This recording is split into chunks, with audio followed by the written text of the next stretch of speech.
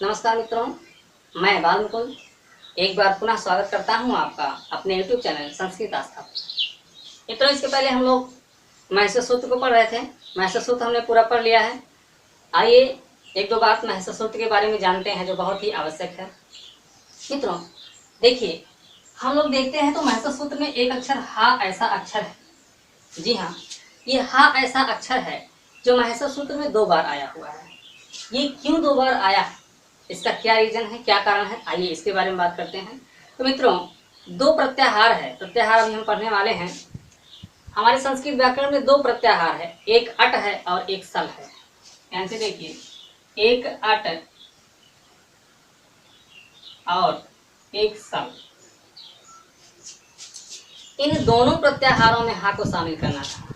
जी हाँ, अट में भी हा को शामिल करना था और सल में भी हा को शामिल करना था। इसीलिए महर्षि सूत्र में हा वर्ण 2 बार आया है, एक 5वें सूत्र में और एक अंतिम 14वें सूत्र में। जी हाँ, इस पर मित्रों कई बार क्वेश्चन आ चुका है कि महर्षि सूत्र में कौन सा ऐसा अक्षर है जो 2 बार आया है।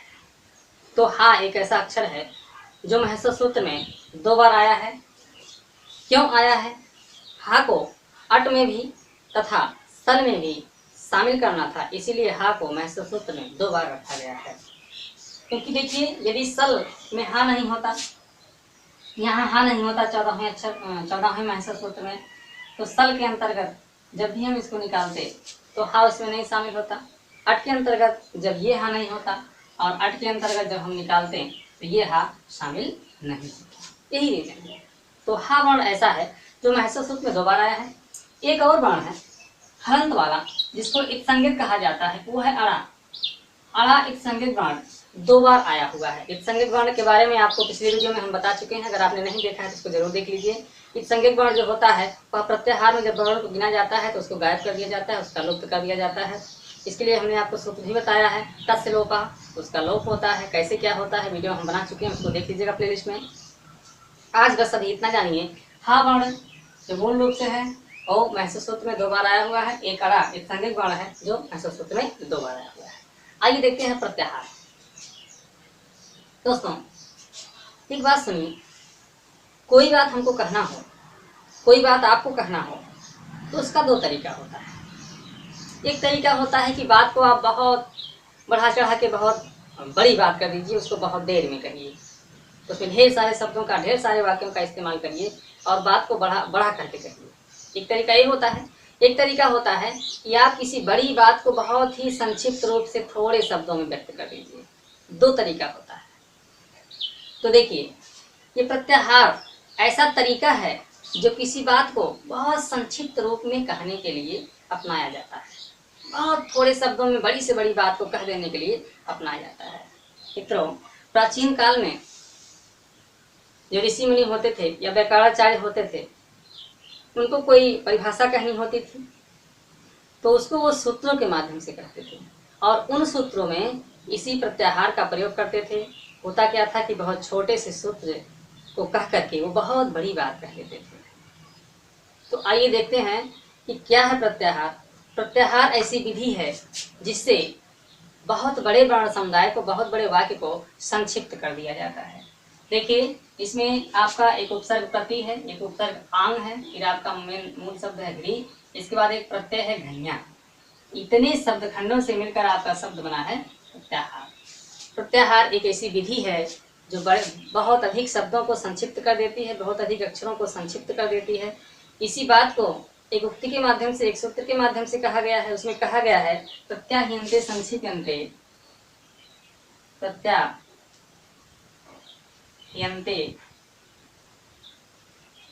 संक्षिप्यन्ते वर्णाः वर्णाः एनेति प्रत्याहारः। मित्रों, ये एक उक्ति कही गई है, एक सूत्र चाहे समझिए कहा गया है।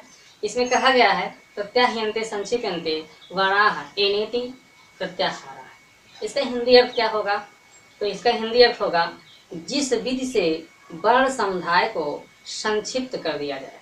जी हाँ, जिस विधि से वर्ण समुदाय को संक्षिप्त कर दिया जाए वही प्रत्याहार है, उसे ही प्रत्याहार कहते हैं।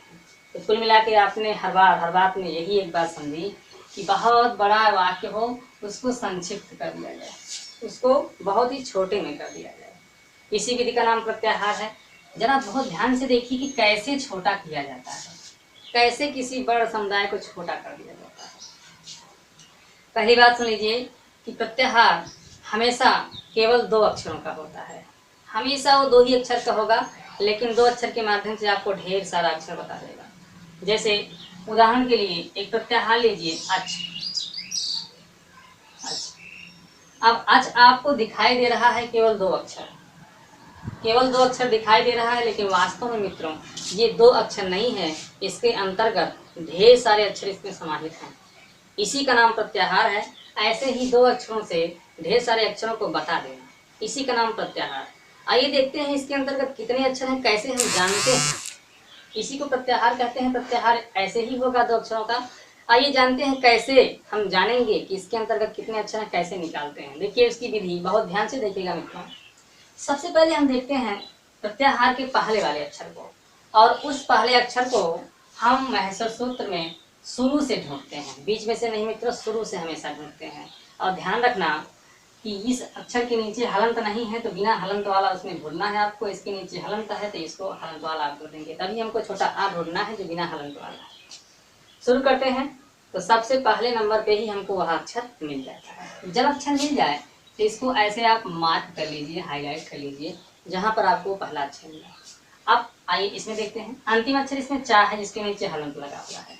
अब ये अंतिम अक्षर हलंत वाला इसमें हम ढूंढते हैं। तो मित्रों हम सब जानते हैं कि हलंत वाला अक्षर प्रत्येक महसर सूत्र के अंतिम में है, इतना हम जान चुके हैं, याद कर चुके हैं। अगर नहीं देखा इसके पहले का वीडियो आपने तो उसको जरूर देख लीजिएगा और चैनल को सब्सक्राइब कर लीजिएगा। तो देखिए चा जो हलंत वाला है, तो हलंत वाला चा हम इसमें शुरू से ढूंढते हैं, तो यहाँ नहीं है, यहाँ नहीं है, यहाँ है। जब वो मिल जाए इसको हम हाईलाइट कर लेते हैं, मार्क कर लेते हैं। ये दोनों अक्षर जब हमको मिल जाए और उसको हम महसर सूत्र में हाईलाइट कर दें, इसके बाद हम शुरू से लेकर अंतिम तक के सभी अक्षरों को लिख लेते हैं। तो आइए लिखते हैं, यहाँ से आयुर आयुर हो गया। दूसरा लिखते हैं रिलिरिक, रिलिरिक हो गया। तीसरा लिखते हैं एवं, एवं हो गया। चौथा लिखते हैं आयावच, आयावच। देखिए चा तक हमने लिख दिया। यहाँ भी आप चेक कर सकते हैं, देख कर सकते हैं, पहला अक्षर यहाँ शुरू में है, अंतिम अक्षर यहाँ अंतिम में है। इतना लिखने के बाद आपको इसके पहले बताया गया है कि ये अंतिम हलंत वाले वर्ण एक संज्ञक होते हैं, तस्य लोपः सूत्र से इनका लोप हो जाता है। प्रत्याहार में वर्णों की गणना करते समय इनको नहीं गिना जाता है, नहीं लिया जाता है, तो इसलिए हम इन हलंत वाले वर्णों को गायब करेंगे, इनका लोप करेंगे। देखिए हमने इन अक्षरों को गायब कर दिया, गायब कर दिया इन अक्षरों को। जब इन अक्षरों को गायब कर देते हैं, जो अक्षर बचते हैं वही इस प्रत्याहार के अंतर्गत आने वाले अक्षर होते हैं। तो मित्रों हमने क्या पाया, हमने पाया कि अच जो 2 अक्षर है केवल, उस प्रत्याहार के अंतर्गत ये 9 अक्षर आते हैं। जी हाँ, यदि हम बोले आपसे अच तो इसका मतलब आप समझेंगे ये 9 अक्षर।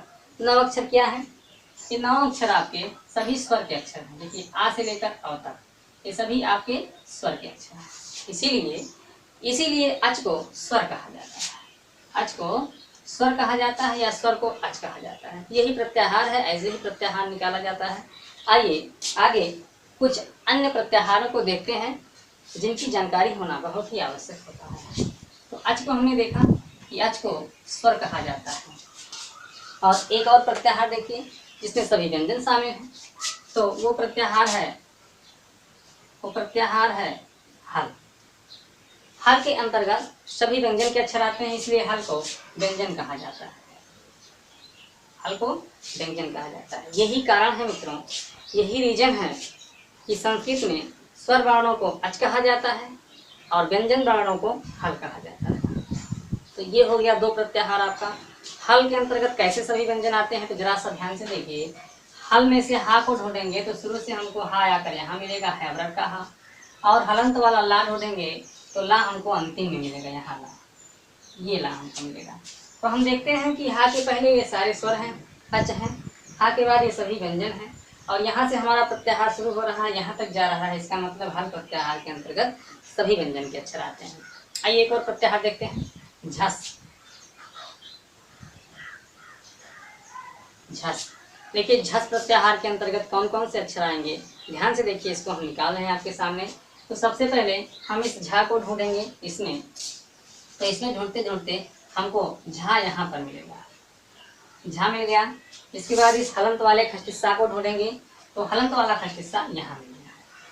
अब शुरू से अंतिम तक को लिखते हैं, तो इसके अंतर्गत झा, भा, इया, और आगे है घा, ढा, ढा और सा। यहाँ तक आपका देखिए झा पहला अक्षर, खस्तिस्सा हलंत वाला अक्षर।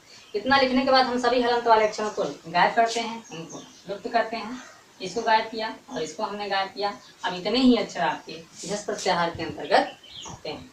देखिए ये है क्या, वास्तव में ये झा, भा, घा, ढा, ढा जो है ये वर्गों के चौथे अक्षर हैं, ये वर्गों के चौथे अक्षर हैं। तो आप जान सकते हैं झस प्रत्याहार के अंतर्गत वर्गों के चतुर्थ वर्ण आते हैं, वर्गों के चतुर्थ वर्ण आते हैं। मित्रों ये वर्ग क्या होता है, वर्गों का पहला वर्ण क्या होता है, दूसरा क्या होता है, तीसरा क्या होता है, चौथा क्या होता है, इसके बारे में थोड़ी सी जानकारी हम ले लेते हैं इसी समय। आइए देखते हैं ये वर्ग क्या होता है।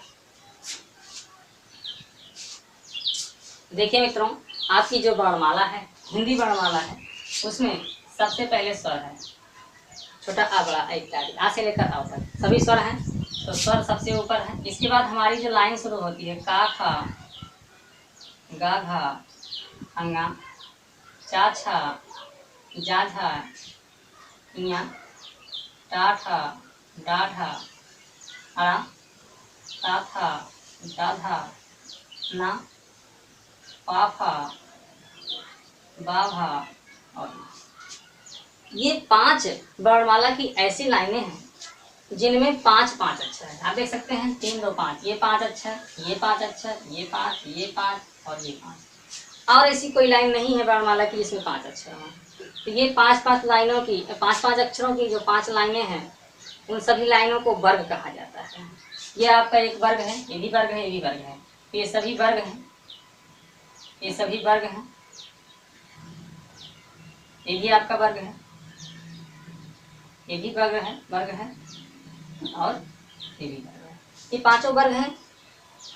तो यहाँ आपसे कहा गया वर्गों का चतुर्थ वर्ण, अर्थात वर्गों का ये चौथा वर्ण होगा। देखिए वर्गों का पहला वर्ण, दूसरा वर्ण, पहला, दूसरा, तीसरा, चौथा, पांचवा, ये वर्ग होता है। और इन प्रत्येक वर्गों का अपना एक नाम है पहले अक्षर को लेकर। जैसे इस वर्ग का नाम है का वर्ग, इसका नाम है चा वर्ग, इसका नाम है टा वर्ग, ता वर्ग और तो हिंदी वर्णमाला में जो 5 लाइनें हैं, 5 वर्ग हैं, का वर्ग, चा वर्ग, टा वर्ग, ता वर्ग और पा वर्ग। अब देखिए यदि आपसे कहा जाए कि चा वर्ग का दूसरा अक्षर, तो केवल इसी वर्ग का ये दूसरा अक्षर होगा।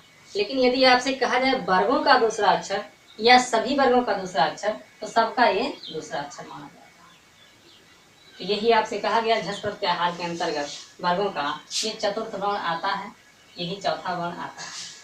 ये हो गया। आइए देखते हैं एक और प्रत्याहार।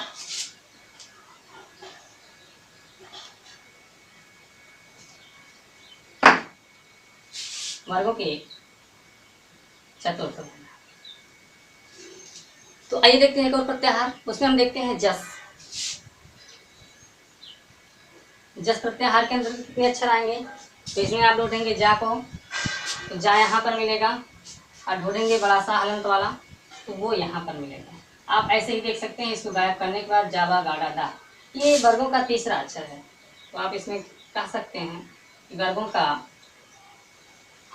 तृतीय वर्ण, वर्गों का तृतीय वर्ण। एक और प्रत्याहार देखते हैं, च। च प्रत्याहार के अंतर्गत कौन कौन से अक्षर आएंगे, तो चा और या को ढूंढते हैं। तो हमको यहाँ पर चा मिलता है बीच में, ध्यान से देखिए 11वें सूत्र के बीच में यहाँ पर हमको चा मिलता है, और या ढूंढते हैं तो कपय के अंत में मिलता है। अब यहाँ से अक्षरों को जरा से यहाँ लिख लीजिए, चाटा, तावा, चाटा, कावा, और इधर ये कपै लिख लीजिए, कपै। ध्यान से देखिए, हमने चा को ढूंढा महसूस सूत्र में, चा हमको यहाँ 11वें सूत्र में बीच में मिला, वहीं से हमने आगे ढूंढा तो हमको या हलंत वाला यहाँ मिला। अब यहीं से जितने भी अक्षर हैं या तक सबको हमने लिख लिया। अब क्या करेंगे, अब हम इन हलंत युक्त वर्णों को लुप्त करेंगे। जब इनको लुप्त करेंगे तो ये हमको वर्गों का पहला अक्षर मिल रहा है, चा, टा, ता, का, पा। ये वर्गों का प्रथम वर्ण है। तो आप जान सकते हैं कि चय के अंतर्गत वर्गों का प्रथम वर्ण आता है, प्रथम वर्ण आता है। और दो प्रत्याहार जानना बहुत ही आवश्यक होता है, एक सल है, एक यण है। देखिए, सल और यण।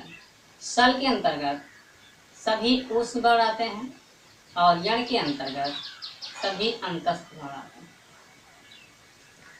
जी हाँ, सल के अंतर्गत सभी ऊष्म वर्ण, अभी हमने चर्चा किया था। सल में हा को शामिल करने के लिए, अट में हा को शामिल करने के लिए हा को 2 बार रखा गया है।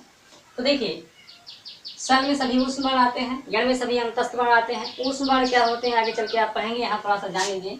ऊष्म वर्ण में आपका तीनों सा होता है, बड़ा सा, खष्टी सा, छोटा सा और हा होता है। ये सभी ऊष्म वर्ण हैं। अंतस्थ वर्ण में या, रा, ला, रा, ये 4 आपके अंतस्थ वर्ण हैं। तो यही प्रत्याहार है, इसी का नाम प्रत्याहार है। प्रत्याहार और कुछ नहीं है, प्रत्याहार एक विधि है, एक तरीका है जिससे ढेर सारे वर्णों को संक्षिप्त रूप से कह दिया जाए। केवल 2 अक्षरों के माध्यम से ढेर सारे अक्षरों को बता दिया जाए, इसी विधि का नाम प्रत्याहार है। तो आज आपने प्रत्याहार पढ़ा। इसके पहले वाले भागों को यदि आपने नहीं देखा है तो उसको जरूर देख लीजिएगा। उसमें आपको कुछ तरीका बताया गया है, कैसे आप 14 महसूस सूत्रों को याद करेंगे, कैसे उसको समझेंगे, माइंड में कैसे सेट करेंगे, सब आपको बताया गया है। तो उसको जरूर देखिएगा। और चैनल पे अगर नए हैं, चैनल को अगर आपने सब्सक्राइब नहीं किया है तो चैनल को जरूर सब्सक्राइब कर लीजिए, बेल आइकन प्रेस कर लीजिए और इस वीडियो को मित्रों में शेयर जरूर कीजिए, मित्रों में खूब शेयर करिए। तो इस वीडियो में आपने प्रत्याहार को पढ़ा। अगले वीडियो में हम महसूस सूत्र और प्रत्याहार दोनों से संबंधित कुछ प्रश्न करवाएंगे, कुछ प्रश्न करेंगे। हम लोग देखेंगे कि किस प्रकार के प्रश्न महसूस सूत्र या फिर प्रत्याहार से परीक्षा में पूछे जाते हैं, या फिर ऐसे प्रश्न परीक्षाओं में हमारे सामने आएंगे। तो कुछ हम प्रश्न अभ्यास करवाएंगे, कुछ प्रश्नों को, बहुत ही इंपॉर्टेंट प्रश्नों को ढूंढ कर लाएंगे और अगले वीडियो में उसका हम लोग अभ्यास करेंगे। तो अगला वीडियो जरूर देखिएगा। इस वीडियो में बस इतना ही। बने रहिएगा संस्कृत आस्था के साथ। धन्यवाद।